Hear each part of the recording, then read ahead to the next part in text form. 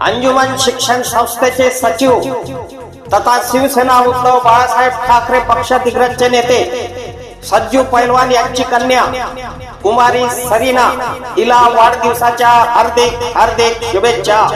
शुभेच्छुक Maharashtra 24 news परिवार Digras.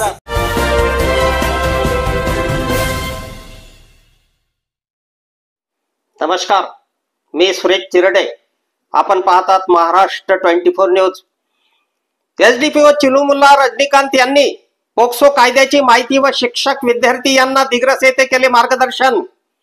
Police निरीक्षक सेवानंद वानखेडे व गट शिक्षण अधिकारी मुकेश कोंडावार यांचे सुद्धा मार्गदर्शन। विद्यार्थी व शिक्षक यांचे नातेसंबंध कसे असावेत, काय आहे पोक्सो कायदा याबाबत शिक्षक यांना मार्गदर्शन तसेच विद्यार्थी यांच्याशी संवाद साधण्याकरिता आज दिनांक 30 जानेवारी रोजी उपविभागीय पोलीस अधिकारी चिलुमुल्ला रजनीकांत, पोलीस निरीक्षक सेवानंद वानखेडे, गट शिक्षण अधिकारी मुकेश कोंडावार यांनी मोहनाबाई कन्या शाळा दिग्रस येथे शिक्षक यांना मार्गदर्शन केले। तर एसडीपीओ चिलुमुल्ला रजनीकांत, पोलीस निरीक्षक सेवानंद वानखेडे तसेच गट शिक्षण अधिकारी मुकेश कोंडावार यांनी मोहनाबाई कन्या शाळेच्या विद्यार्थिनीशी संवाद साधला।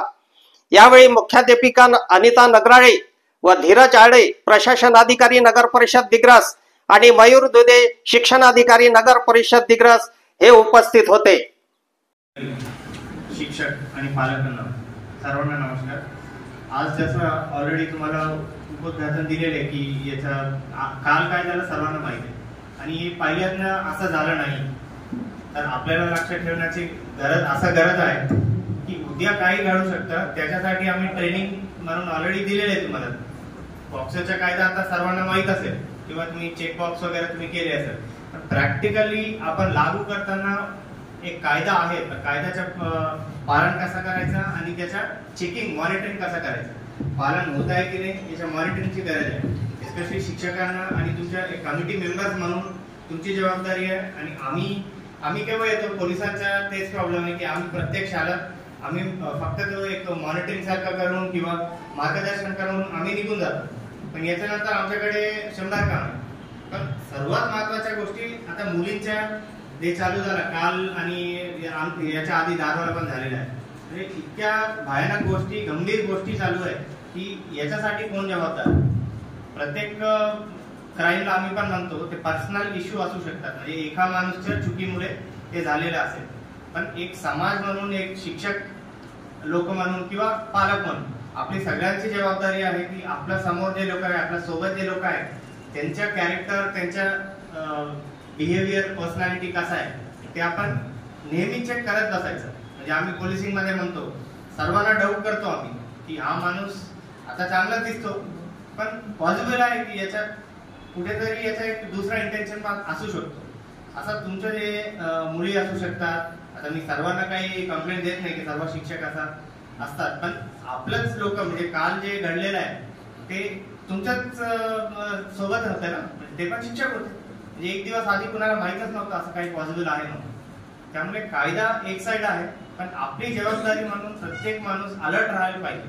आणि तुम्ही तुमच्या मुलांना किंवा तुमच्या विद्यार्थ्यांना कंटिन्यू त्यांना एक मॉनिटरिंग सारखं आणि काउन्सिलिंग सारखं, म्हणजे हे फक्त वॉर्निंगने चालत नाही। मी तर एक वॉर्निंग सारखंच बोलतोय, म्हणजे इतक्या गंभीर गोष्टी घडल्यानंतर आपण थोडा सिरियसच राहतो, पण नेहमी तुम्ही त्यांना मॉनिटरिंग म्हणून किंवा एक शिक्षक म्हणून कसं आहे तुमचे इंटरॅक्शन जर विद्यार्थ्यांसोबत, तर तुम्ही ते पॉझिटिव्ह इंटरॅक्शन जर असला, त्यांना काही थोडंसं चुकीचं वाटलं म्हणजे आपण गुड टच, बॅड टच म्हणून हे ट्रेनिंग देतो, पण महत्वाच्या गोष्टी असं आहे ते तुमच्यापर्यंत किंवा पोलिसांपर्यंत येऊन सांगू शकता का, ते सांगू शकत नाही, तेच म्हणजे घाबरतात ते।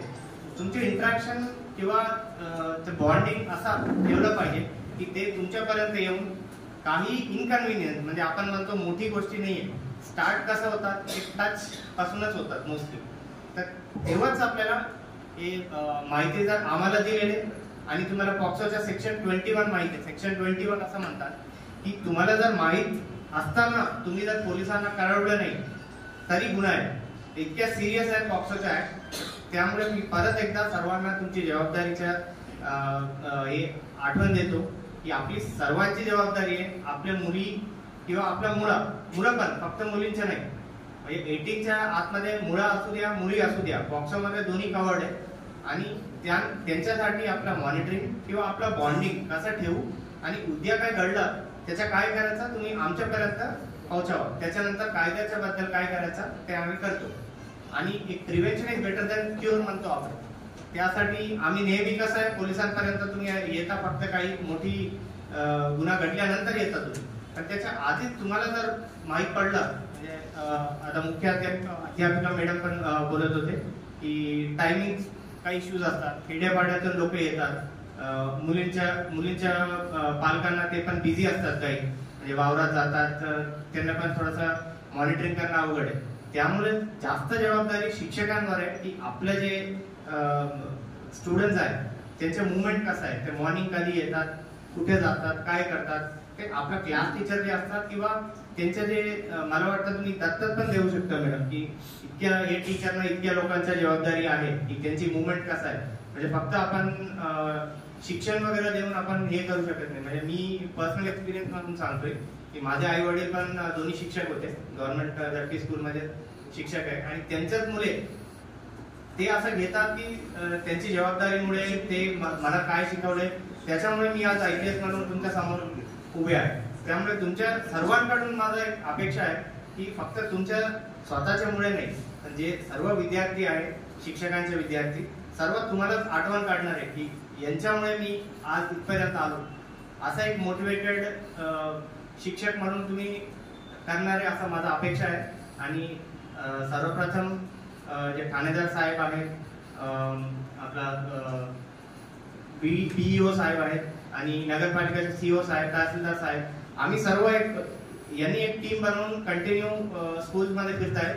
त्याच्यामुळे त्यांना पण खूप खूप अभिनंदन करतो मी. आणि याच्या पुढे पण गरज पडलं तर मी जिथं पॉसिबल आहे, म्हणजे माझ्याकडे बाकी तालुके पण असल्यामुळे जेव्हा पॉसिबल आहे मी पण येतो, जास्तीत जास्त मुलींना भेटू आपण. आणि सर्वांना परत एकदा अभिनंदन करून अपेक्षा व्यक्त करतो की असंच ट्रेनिंग, असंच मॉनिटरिंग कंटिन्यू प्रत्येक शाळेत ठेवू आणि प्रत्येक मुलांपर्यंत आपण जाऊ, असं अपेक्षा ठेवून थांबतो. थँक्यू. 3 अँगल इथं दिसतात. एक अंमलबजावणी करणारी यंत्रणा म्हणजे पोलीस किंवा BO साहेब, मॉनिटरिंग करणारी, दुसरी शिक्षक एज्युकेशन इन्स्टिट्यूटचे, आणि तिसरे म्हणजे पालक. हा यांचं तिघांचे जर थोडंसं मॉनिटर आपण बघितलं तर प्रत्येकाचं एवढं चांगलं कम्युनिकेशन आहे असं वाटत नाही. हे आपल्याला सर्वांना मान्य करावं लागेल. पोलिसांचे तक्रारी, आमच्या अडचणी आम्हालाच माहिती, मॅनेजमेंटच्या टीम त्यांच्या अडचणी त्यांनाच माहीत, सर्व शिक्षकांना काय काय जबाबदारी आहे. आणि पालक असं म्हटल्याच वावगं होऊ नये की पालक शिक्षणापासून फार दूर आहे.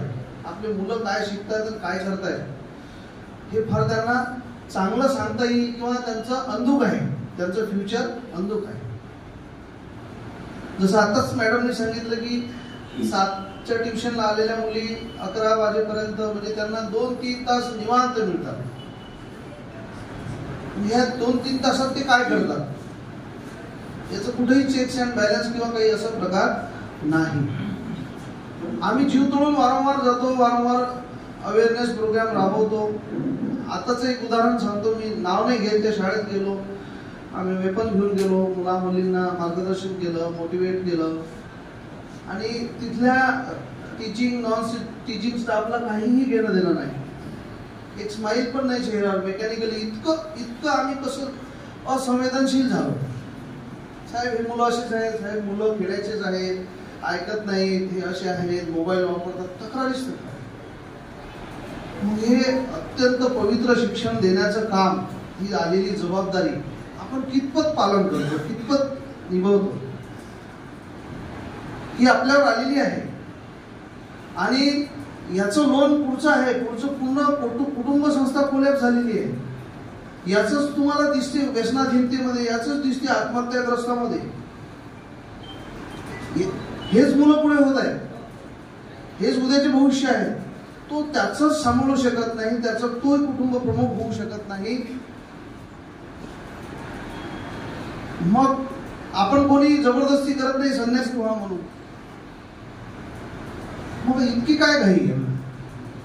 हे बघावं लागेल आम्हाला मॉनिटर करावं लागेल. एका टीचरने म्हटलं 20 मुलींकडे मी लक्ष देतो, 20 मुलांकडे दत्तक घेतल्यासारखं. तर तुम्ही 20 पालकांसोबत रोज बोलले 2 मिनिट 30 सेकंदही बोलले तरी तुमचं कम्युनिकेशन वाढेल. हे झालंच पाहिजे. हे झालं. आम्ही ज्या सरांकडे कधी कधी सडनली जायचो. मुलगा रात्री 10 वाजता आम्ही कोणता अभ्यास करतो की झोपतो चेक करायचं. रात्री 10ला घरी येऊ. ते टीचर कधी आम्ही विसरणार नाही. जितक्या दिवस त्यांच्या आठवण येईल तितक्या दिवस त्यांच्याबद्दल आदरच वाढेल. हे आपल्याला करता आलं पाहिजे. फक्त मेकॅनिकल किंवा एक फॉर्मॅलिटी म्हणून हे आम्ही प्रोग्राम करतो. सरांनी सांगितलं तुमच्याकडून क्वेश्चनियर सोडून घेण्यापासून सर्टिफिकेट सुद्धा घेतले की आम्ही पोक्सो बद्दल फार अवेअर आहे, आम्ही जाणकार आहे, आम्हाला तो कायदा समजला. हे लोन कसं वाढत आहे? कालपर्यंत हे सर चांगले होते, खूपच छान होते, गुड बुक मध्ये होते, पूर्ण सर्व्हिस चांगली आहे. आज एकदम काय झालं? तर याच्यात तुम्हाला गफलत करू नका. यांचं सोशल लाईफ वेगळं असू शकते, त्यांचं ऑफिशियल लाईफ प्रोफेशनल लाईफ वेगळं असू शकते, त्यांचं वैयक्तिक लाईफ वेगळं असू शकते, कौटुंबिक लाईफ आणखी वेगळं असू शकते.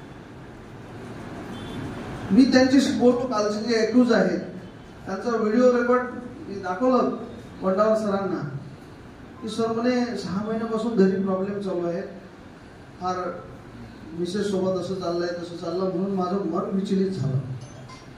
बघा 43 इयर्स ओल्ड आणि 6 वर्षाची मुलगी.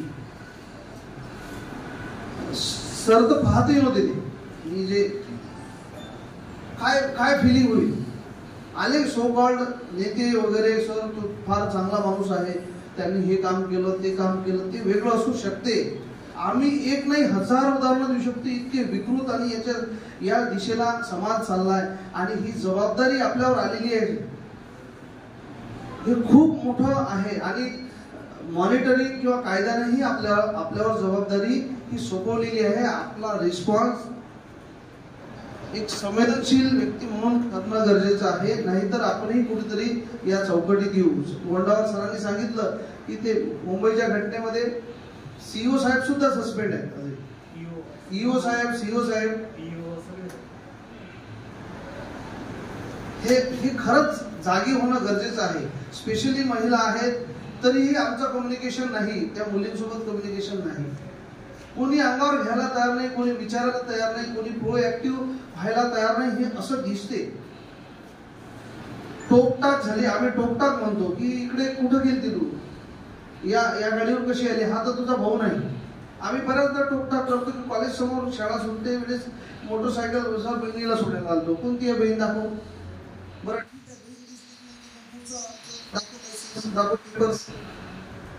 हे आपल्यालाही नाही तर लगेच फोटो काढतो. फोटो काढलेला लगेच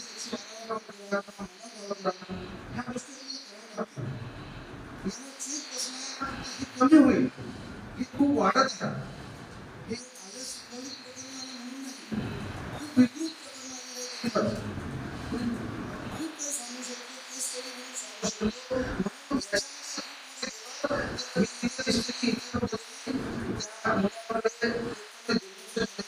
चुकीची संस्था आहे आणि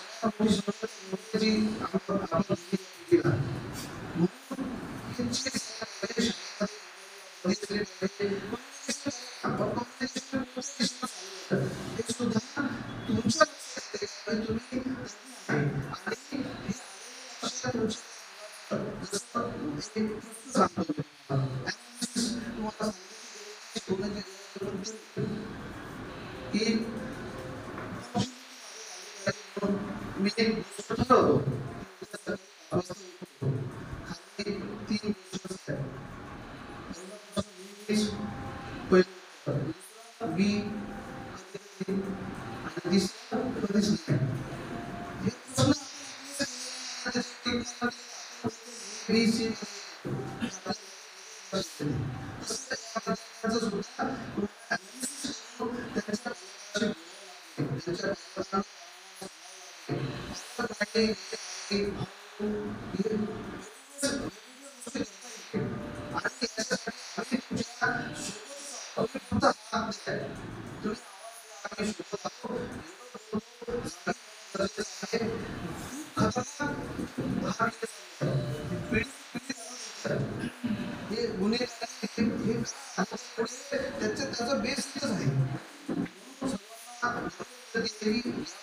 आपण खूप सेन्सिटिव्ह आणि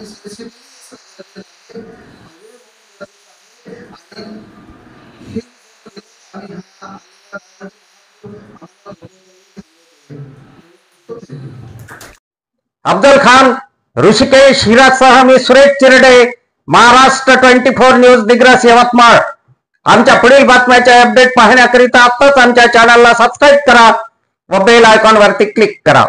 धन्यवाद.